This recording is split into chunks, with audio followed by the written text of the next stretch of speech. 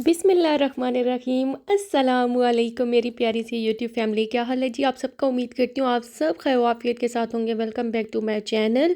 और कोई कोई जो जो न्यू व्यूवर्स हैं ना, वो काइंडली मेरे चैनल को सब्सक्राइब करें, लाइक करें, शेयर करें।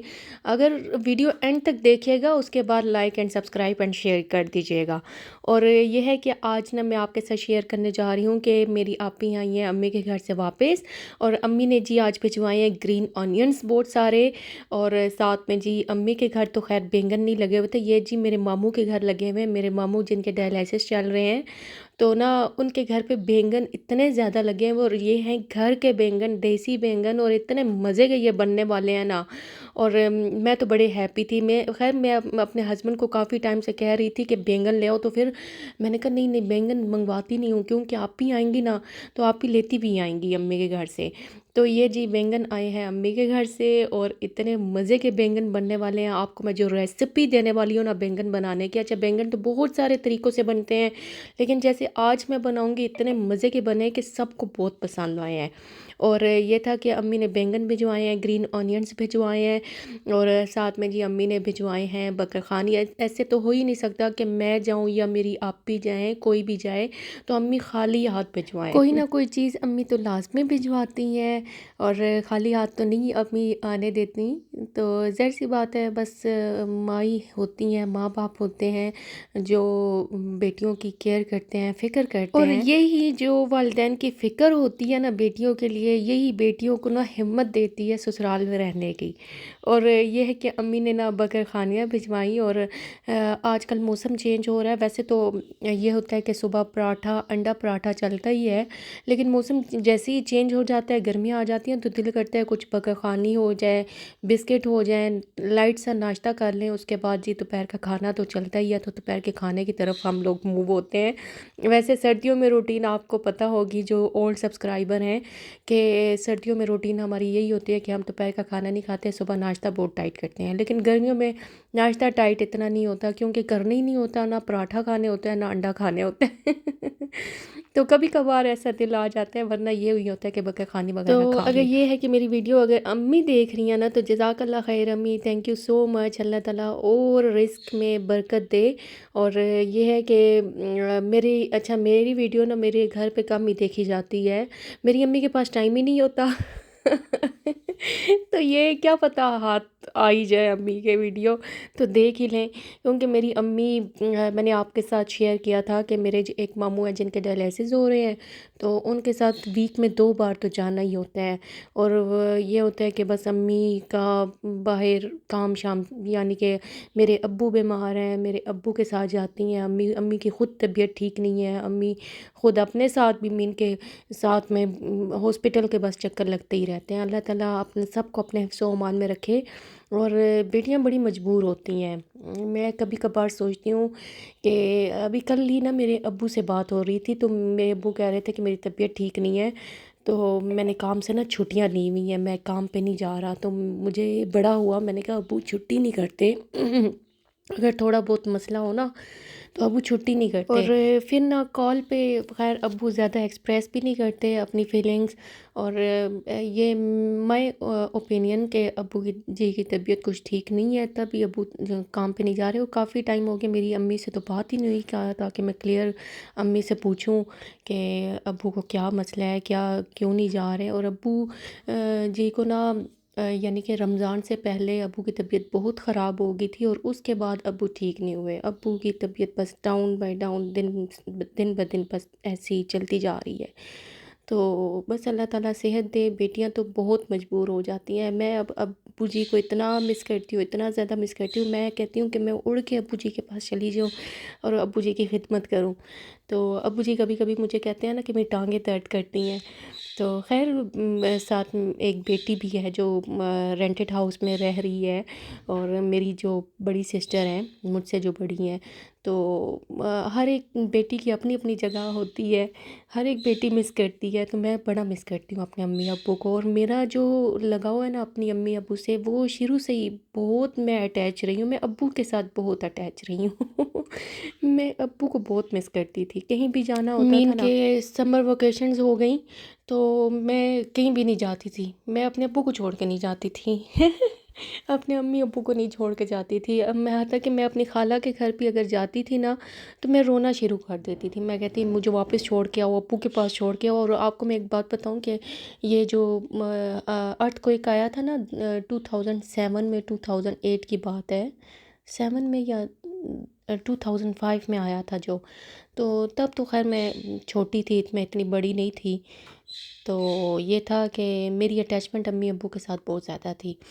तो अर्थक्वेक आया ना, तो हम लोग ना रेंटेड हाउस में रह रहे थे, और वो भी थर्ड पोर्शन में रह रहे थे। थर्ड पोर्शन में रहने का नुकसान ये था कि हमें वो अर्थक्वेक ना बहुत ज़्यादा पता चलता था, और वो ऐसे बस कच्चा सा मकान था। तो फिर जी हमारे नेबर में रह रहे थे नेबर्स, तो वो कहते हैं कि हमारे घर में आ जाओ। तो खैर मैं चली गई अम्मी के साथ। तो अब्बू कहते हैं मैं तो नहीं रह रहा भाई, वो वहाँ पे औरतें हैं, तो मुझे नहीं अच्छा लगता कि मैं वहाँ पे रहूँ, तो मैं ना अपने घर में ही रहूँगा। तो मैं अब्बू जी के साथ वापस आ गई। मैंने कहा नहीं, मैं अब्बू को छोड़ के तो कहीं नहीं जाऊँगी, मेरे अब्बू सेव नहीं है, मैं अब्बू को छोड़ के कहीं नहीं जाऊँगी। अब्बू अगर वहाँ पे रह रहे हैं ना अपने घर में, तो मैं भी अपने घर में रहूँगी। तो रात को फिर अर्थक्वेक आ गया, ज़लज़ले के झटके इतने ज़्यादा थे। तो मैं अब्बू को ज़बरदस्ती पकड़ के मैंने नीचे ले गई, नीचे वाले पोर्शन में, और मैंने अब्बू को कहा, मैंने कहा अब्बू यहाँ से चलें, यहाँ से चलें। तो फाइनली हम लोगों ने फिर स्टे किया था किसी नेबर के घर में। तो ये था कि मेरी अटैचमेंट और बाउंडिंग अम्मी अब्बू के साथ बहुत है। बस जी अल्लाह ताला अम्मी अब्बू को सेहत वाली ज़िंदगी दे। अल्लाह ताला वालिदैन हयात हैं तो बेटियां महफूज रहती हैं। बेटियों के सर पे अगर साया माँ बाप का है ना, तो बेटियां अपने आप को बहुत चीज़ समझती हैं। बहुत बड़ा किरदार होता है वालिदैन का बच्चों की, बेटियों की स्पेशल ज़िंदगियों में।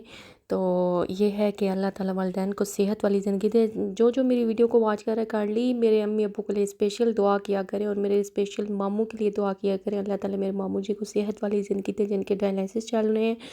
और ये है कि लाइफ में ना बहुत ज़्यादा परेशानियों से लाइफ घिरी हुई है ऐसे लगता है। तो बस ये था कि अब ये मेरी अम्मी ने जो बैंगन भिजवाए थे वो कट कर लिए थे। कटिंग करने के बाद सारे मैंने फ्राई कर दिए। फ्राई करने के बाद अब ये था कि मैं उसके लिए स्पेशल मसाला बनाने लगी हूँ, जिसमें जी मैंने अदरक लहसुन लिया है, ग्रीन मिर्चें ली हैं, और अनारदाना लिया है। इन सब को मैं अच्छे से पीस लूँगी, और पीसने के बाद इसको ना मैं मसाले में ऐड करूँगी जो मसाला बनाना है। तो ये जो बैंगन है ना, ये जो छोटे बैंगन होते हैं, ये इतने मज़े के बनते हैं, और स्पेशल घर के जो बैंगन हो, ये बहुत मज़े के बनते हैं।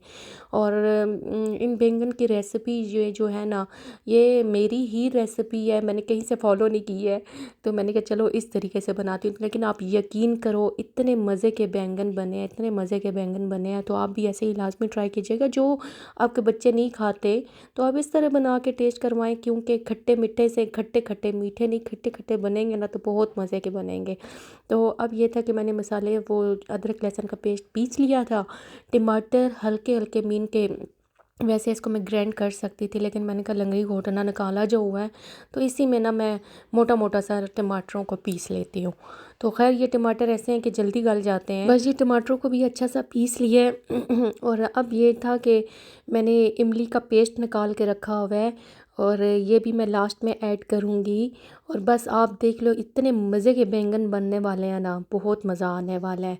तो टमाटरों का पेस्ट और अदरक लहसुन का पेस्ट, और इसमें जी कड़ी पत्ता, साथ में दड़ा मिर्च, मिर्चोला मिर्च, आलू जो हैं वो भी मैंने बैंगन के साथ ही, मैंने के बैंगन हल्के हल्के फ्राई किए ऑयल में, और उसी ऑयल में मैंने आलू भी फ्राई कर लिए।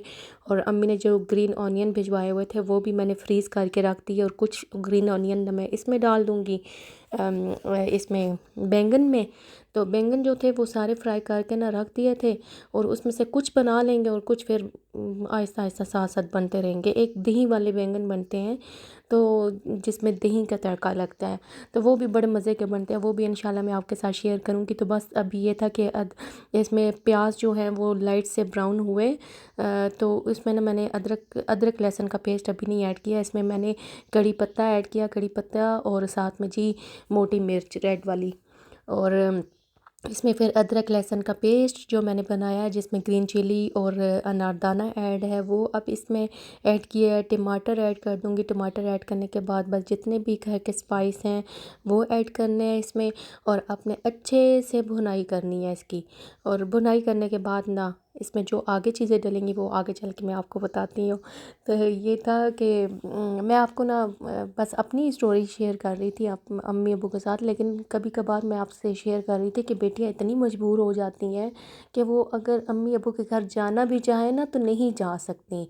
इतनी ज़िम्मेदारियाँ उन पे ससुराल वालों की, या इतनी ज़िम्मेदारियाँ शादी के बाद हो जाती हैं कि वो फिर निकलना उनके लिए मुश्किल हो जाता है। अब ये था कि मैं जो हूँ, मेरा दिल करता है कि मैं अब्बू के पास जाऊँ, अब्बू की थोड़ी बहुत खिदमत कर लूँ।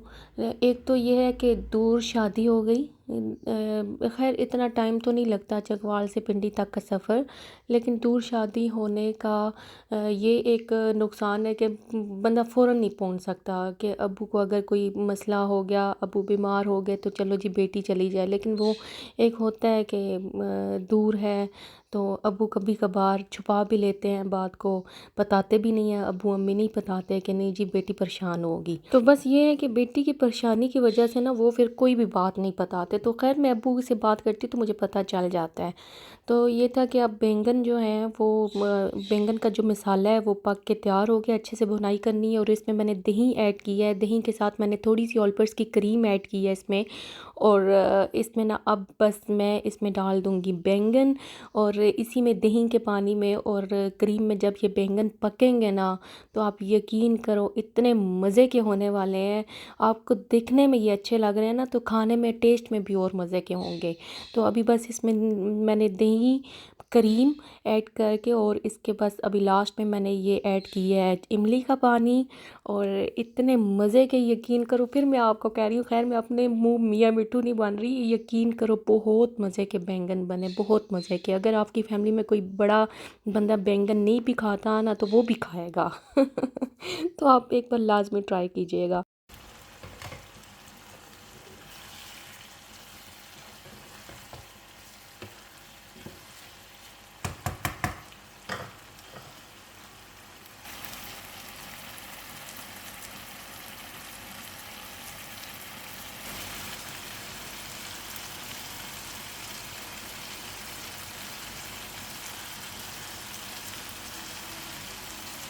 बस जी बैंगन को थोड़ी देर के लिए दम दिया, दम देने के बाद वो, यानी कि दही के पानी में ना वो पक के बैंगन अच्छे से, और उसके ऊपर बस अभी मैंने ना अदरक गार्निश की है, और वो स्प्रिंकल्स किए हैं ऑनियन, ग्रीन ऑनियन।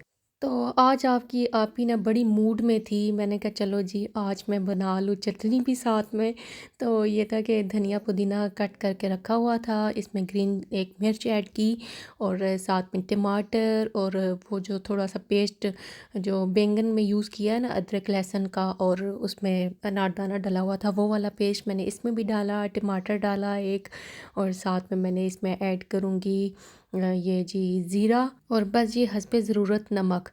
अच्छा, नमक की वीडियो पता नहीं कैसे स्किप हो गई, कोई समझ नहीं आई, नमक तो मैंने ऐड किया था, और जादू मंतर हो गया, क्या हो गया, कुछ समझ नहीं आई। तो बस अभी इसको अच्छे से पीस लूँगी। और लंगड़ी घोटने में ना एक तो वो ग्राइंडर यूज़ कर करके ना, तो मुझे इतना औखा है, कम लगता है लंगड़ी घोटना यूज़ करना। बाजू थक जाता है बहुत ज़्यादा। तो अभी ये था कि चटनी जो है वो मैंने मोटी मोटी पीसी थी, मैंने कहा बस खुद ही खानी है ना, अगर मेहमानों के लिए यूज़ करते तो मेहमानों के लिए तो सही मैं पीस लेती, लेकिन ख़ुद खानी है तो इतनी एफ़र्ट नहीं मैंने यूज़ की। तो बस चटनी बन के रेडी हो गई। किसी ने दही में ये खानी है तो दही में यूज़ कर ले, मेरी जो सास अम्मी है वो दही विदाउट दही यूज़ करती हैं इसको। और लास्ट में ये जो लंगड़ी को साफ़ करने वाली बात होती है ना, लंगड़ी को साफ़ करना रोटी के साथ, हाँ मज़ा आ जाता है, चटनी का ये स्वाद ही अलग होता है। और ये है कि खाना खाया बैंगन के साथ, इतने मज़े के बैंगन, फिर मैं आप सबको कह रही हूँ कि इतने मज़े के बैंगन बने, आप भी लाजमी ट्राई कीजिएगा, साथ में चटनी का टेस्ट, आहा मज़ा ही आ गया। तो बहुत इन्जॉय किया, आप सब भी बनाइएगा घर पे ऐसे वाले बैंगन। और मैं अभी चाहती हूँ इजाज़त, मेरा व्लॉग अगर आपको अच्छा लगा हो तो kindly subscribe my channel, like करें, शेयर करें, और मुझे और मेरे बच्चों को दुआओं में याद रखा करें। अपना बहुत ज़्यादा ख्याल रखिएगा जी। अल्लाह हाफिज़।